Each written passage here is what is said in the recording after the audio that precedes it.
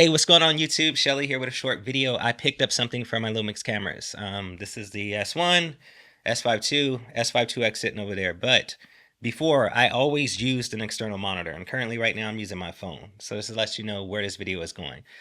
Listen, the Lumix apps are incredible, but I needed something to carry my phone, so I picked this thing up. This is the SmallRig 4382. So if you're looking for a phone, something to carry it, just to have an external monitor, this is it. Now, with this little thing, I can tell you this.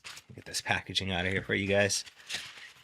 I like it. SmallRig makes great constructions. I mean, everything I used to use, I always use their stuff. Like on my S1, this was my setup, right? So back in the day, I would always use my Adamus Ninja, connect it to my cage, SmallRig mount.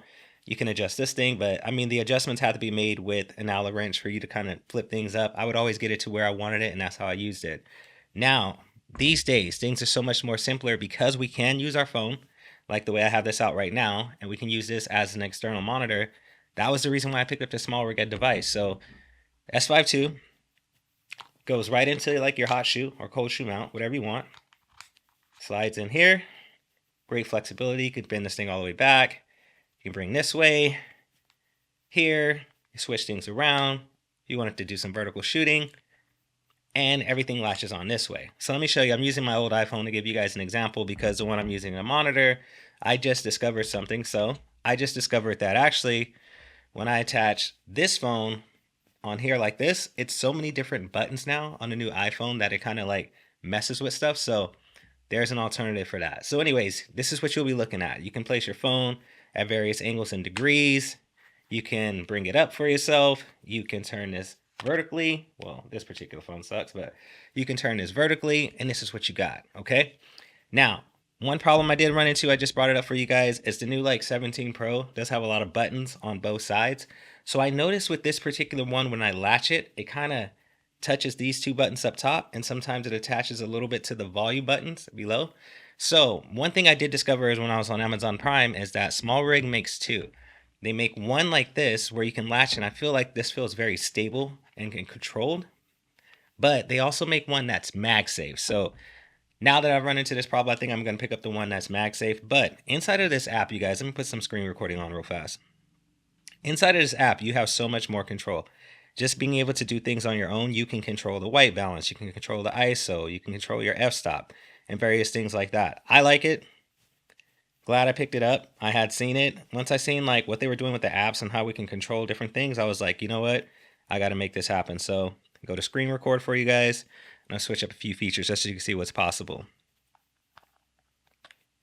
So now we're back in the app. You can see where I'm at right now. So this is what I want. This is how I want to look. Right now I'm shooting at like ISO, what am I at? Like 1000. I'm at a f4, but everything that you can change inside of here. So if I go to ISO, you guys can easily see I can turn things down. I can turn things back up. I can blow stuff out, or I can bring it all the way back down. So I'll put it back at 1000 where I had it naturally. Now when it comes to white balance, you guys can change everything from standard white balance to auto white balance. Cool. You can even go into, if you wanted to, you can go right into like your kelvins and do things yourself. So it comes with a cool meter. You see right now, like I'm all blue. I can bring this all the way up and warm up the image. And it does make gradual changes. And the cool thing about it is like all of this is happening in real time. So I'm sitting here watching myself just going through. I'm at 41K, 48, 52, 53, and so forth. So you guys kind of get it. I'm going to go ahead and go back to just auto white balance just for the sake of this video. And I showed you what it does with ISO, exposure. You can change your f-stops. Right now I'm at F. Sound rolling, video rolling. All right, you guys, I'm back at a small technical difficulty. That is one thing about this I just discovered. Well, I've seen it online. People were complaining about it, or I mean, it's just what it is. You lose connection, your camera will stop recording. That's what you guys just experienced, that little blip I had. But yeah, as far as this goes, great accessory for Lumix cameras and everything that they're doing with the apps and stuff like that. And now all of us walk around with phones in our pockets. So it's super easy for you to have a monitor right on your phone. You can use a USB-C, like I think I previously mentioned, or you can just go Wi-Fi or Bluetooth, whatever it connects with. But this stuff is great. And honestly, with the new phone, with the new app, I'm very grateful for what Lumix is doing. So this is what you should look forward to right here, is being able to monitor yourself, use your features, control your camera at a distance.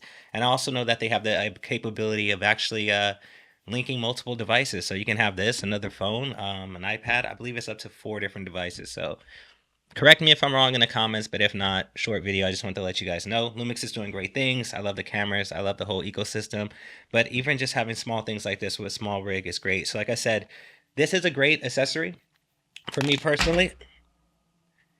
Good thing I didn't have my new phone on there, right? For me personally, I'm gonna send this guy back, and I'm gonna get the one with MagSafe, and I'm just gonna go that route. Like I said, all the extra buttons and stuff on there kind of creates a small problem for me. And yeah, and don't be like me. Make sure that if you're gonna give a demonstration, make sure you screw that thing into like your hot shoe mount or your cold shoe mount, so you can be safe and don't drop your old iPhone 4 like I just did. But anyways, make sure you guys like and subscribe, and stay creative. Thank you. Hustle juice.